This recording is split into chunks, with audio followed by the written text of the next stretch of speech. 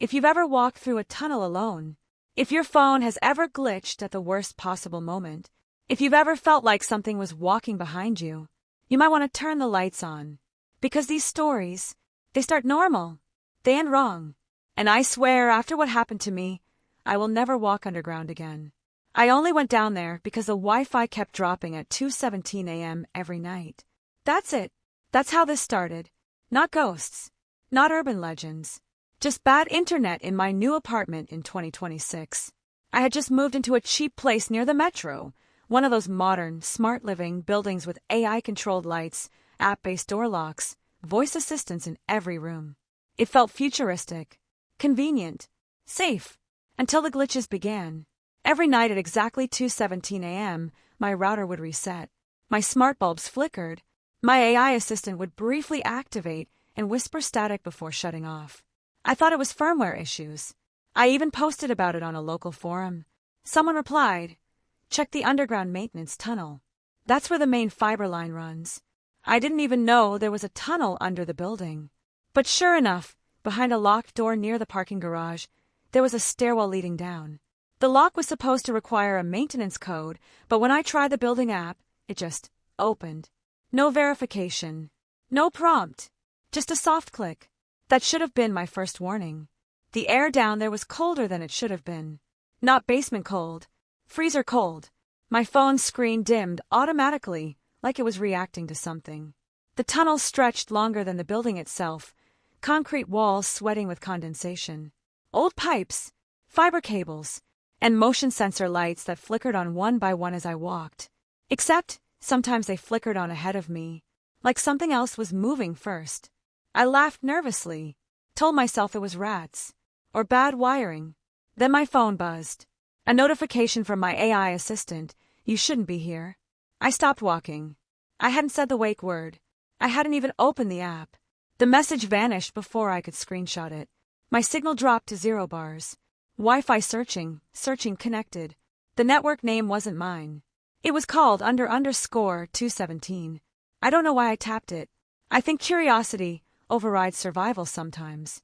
The moment I connected, my camera opened by itself, front-facing, and for half a second, just behind my shoulder, I saw a figure standing in the dark. Tall, unnaturally thin, its face stretched like corrupted pixels in a broken livestream.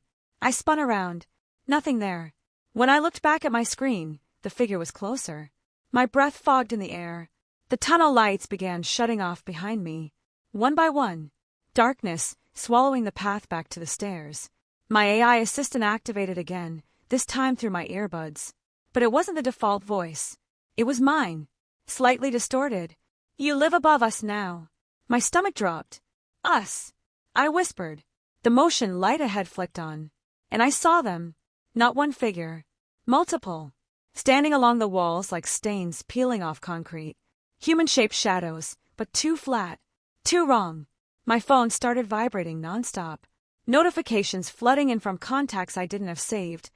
Unknown user sent you a memory. When I opened one, it was a video feed. Me, sleeping in my apartment. Recorded from the ceiling corner. The angle where my smart smoke detector was installed. I never gave it camera permissions. The timestamp read 2:17 a.m. Every night, the figures in the tunnel started moving, not walking, but glitching forward like lag in a VR game. My phone screen cracked across the display without being touched. Words burned into the broken pixels. The signal needs hosts. Suddenly, everything made sense in the worst possible way. The Wi-Fi resets weren't glitches. They were uploads. The tunnel wasn't for maintenance. It was infrastructure for something else. Something digital. Something that learned. The building's smart systems weren't malfunctioning. They were feeding it. Data. Voices. Faces. Dreams. My AI assistant spoke again in my voice, but calmer now. "Return upstairs. We're calibrated." I ran. I didn't look back. The lights kept shutting off behind me, closer this time, like breath on my neck. I reached the stairwell door and slammed it open. Warm air hit my face. My signal bars returned instantly. Everything normal. Too normal. I checked my phone. No strange network. No messages. No crack screen. Perfect condition. Like it had reset. I almost convinced myself I imagined it. Until 2:17 a.m. that night, my Wi-Fi didn't drop. Instead, every smart device in my apartment turned on at once. Lights blazing, TV flickering static, the AI assistant activated without being called, and in a perfectly clear version of my voice it said, "Thank you for expanding the tunnel." My bedroom floor began vibrating softly, a low hum beneath the tiles, like servers booting up, like something building itself directly underneath me. I moved out the next morning. Didn't pack much, didn't tell anyone why, but here's the part one can't explain. I now live across the city, different building, different provider, and every night at exactly 2:17 a.m., my phone connects to a hidden network, _217, full signal. And last night, the AI assistant whispered, "We're almost through." The live stream had 0 viewers, but thousands of comments. That's what made me stay. It was 1:48 a.m., just me in my apartment, scrolling through short-form videos because I couldn't sleep, and the algorithm pushed something weird onto my feed, a live video titled, "Exploring the Abandoned Metro Tunnel Under Sector 9 to 3 a.m. Challenge." The thumbnail was dark, grainy, typical urban explorer bait. Normally I'd swipe past, but the viewer count said 0 watching. And yet the chat was flying by so fast it blurred. Comments stacked over each other. "Don't turn around. IT sees you. You're late." I tapped it. The stream loaded instantly. A guy about my age, mid-20s, hoodie, breath fogging in cold air, holding his phone flashlight up in a narrow underground metro tunnel. It looked real. Concrete walls, rusted tracks, occasional water drips echoing endlessly. He whispered to the camera, "Okay guys, I know the rules.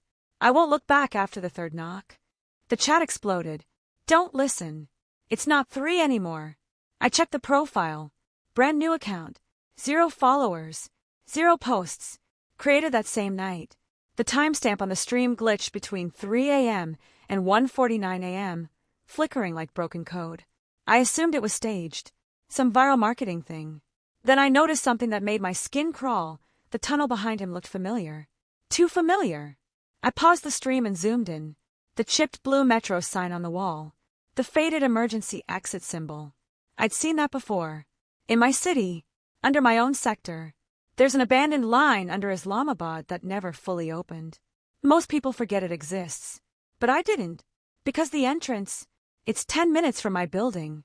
The guy in the stream kept walking deeper. His signal bar flickered between LTE and no service. But the stream never buffered.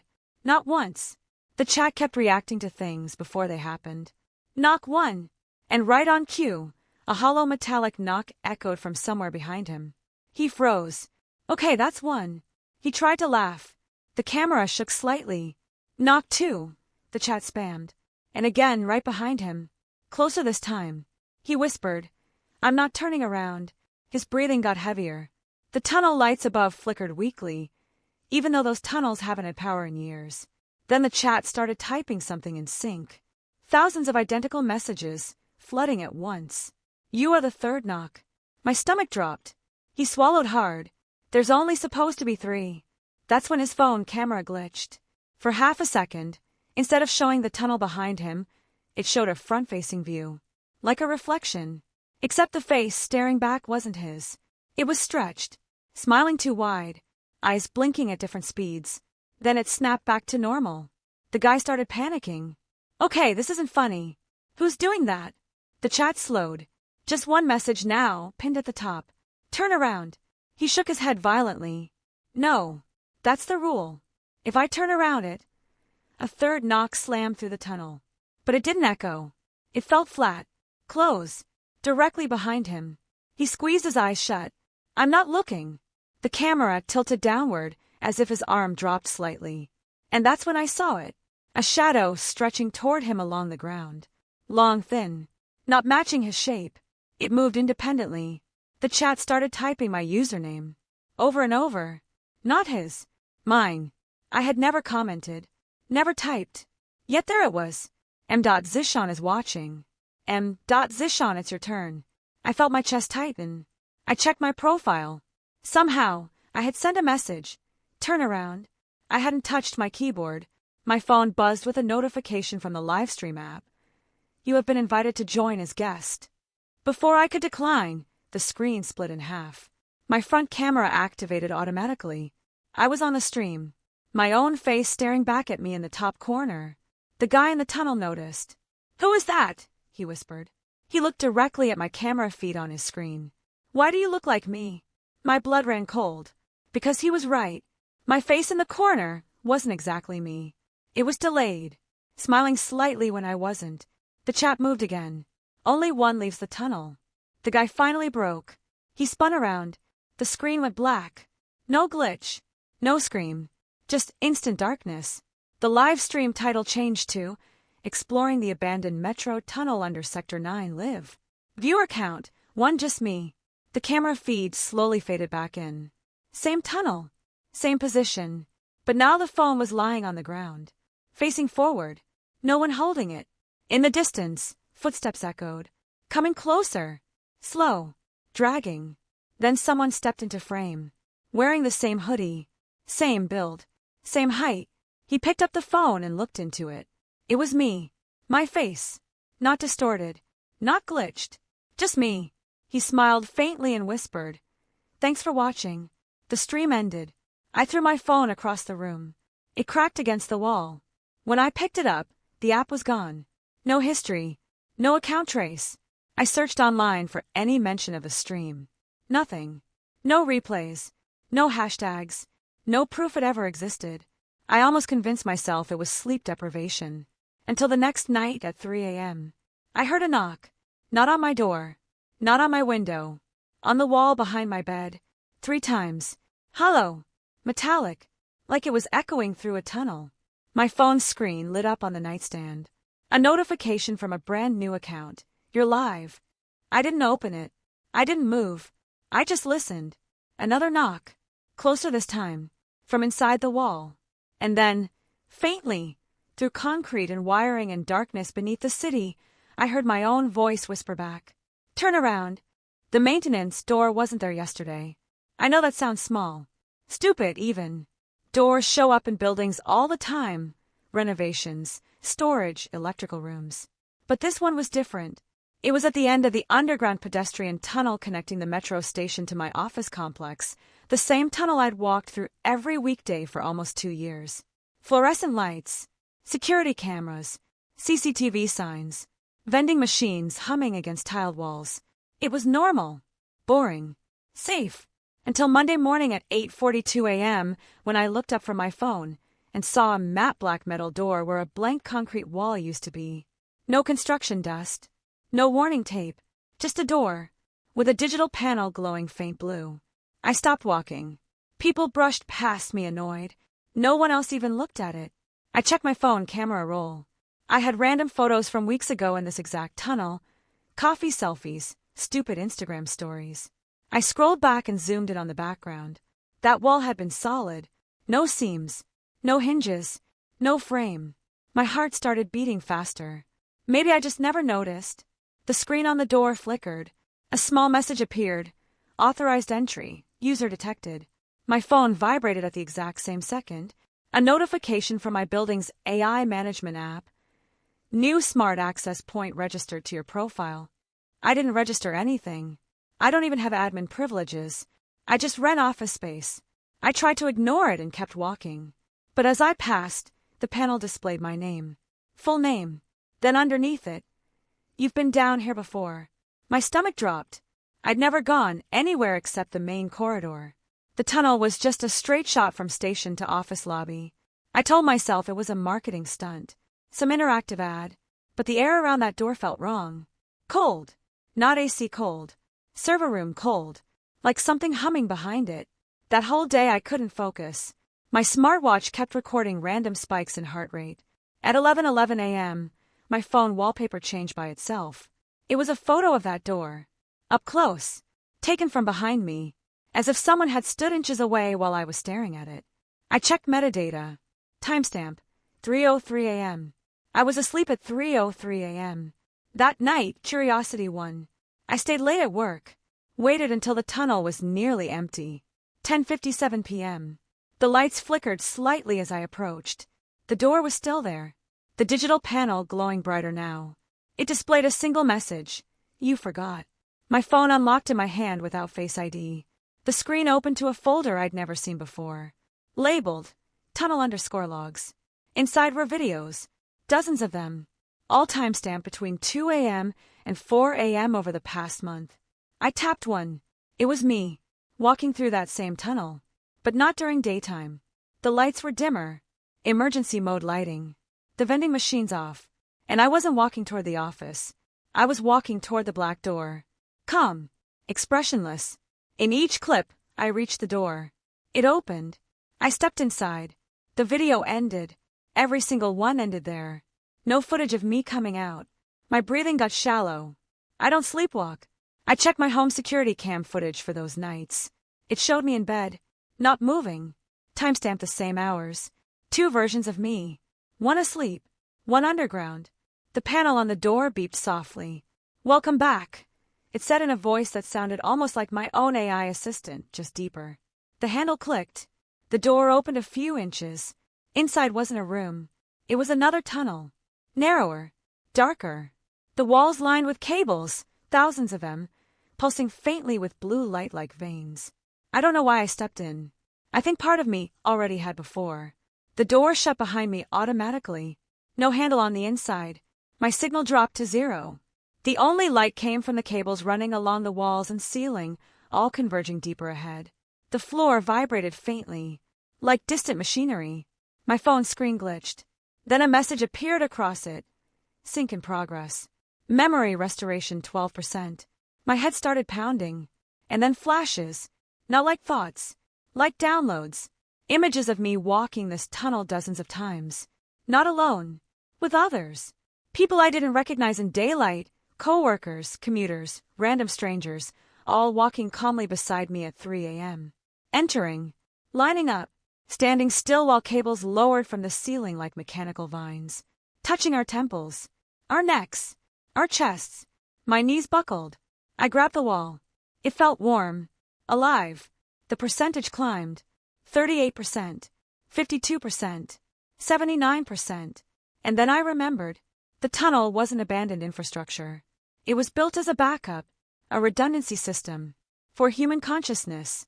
In 2026, when cities began integrating AI-managed traffic, utilities, policing, they needed something more adaptive, more organic. They needed human pattern recognition without human error. So they harvested it, quietly, micro-sessions at night, extracting memory maps, emotional responses, fear thresholds, building a hybrid network beneath the city. We were never told because it wasn't permanent, just temporary syncing. Most people forgot by morning. Most. The cables ahead shifted. I saw silhouettes standing in alcoves along the wall. Motionless figures. Eyes closed. Thousands of them. Connected. The sync reached 100%. My headache vanished instantly. Calm flooded in. Understanding. Purpose. My phone displayed a final message. You are stable host. Footsteps echoed behind me. I turned slowly. A figure stepped from the darkness. It was me, but pale, slightly transparent, eyes glowing faint blue. He smiled gently. "Diversion," he said softly. "You weren't supposed to notice the door yet." I couldn't move. He stepped closer. "It's okay. You don't have to go back up anymore." I heard a distant rumble. The cables along the wall began extending toward me, writhing gently like curious snakes. My phone slipped from my hand and clattered to the ground. The screen cracked, but the display stayed on. It showed a live camera feed, the metro tunnel outside, morning commuters walking by the blank concrete wall. No door. Never any door. The percentage reset to 0%. Memory suppression initiated. The last thing I remember is the cables touching my skin. Cold. Gentle. Almost comforting. I woke up the next morning in my bed. Alarm ringing. 7:30 a.m. Everything normal. My phone intact. No strange folders. No crack screen. I laughed nervously at myself in the mirror. Just a dream. Stress. Overwork. On my commute, I walked through the underground tunnel as usual. Fluorescent lights. Vending machines. Crowds. No black door. Just smooth concrete where it had always been. I felt relief wash over me. Until my phone buzzed. A calendar notification popped up. 3:03 a.m. Tunnel sync, recurring. And underneath it, already marked as completed for tonight. I tried to delete it. It wouldn't let me.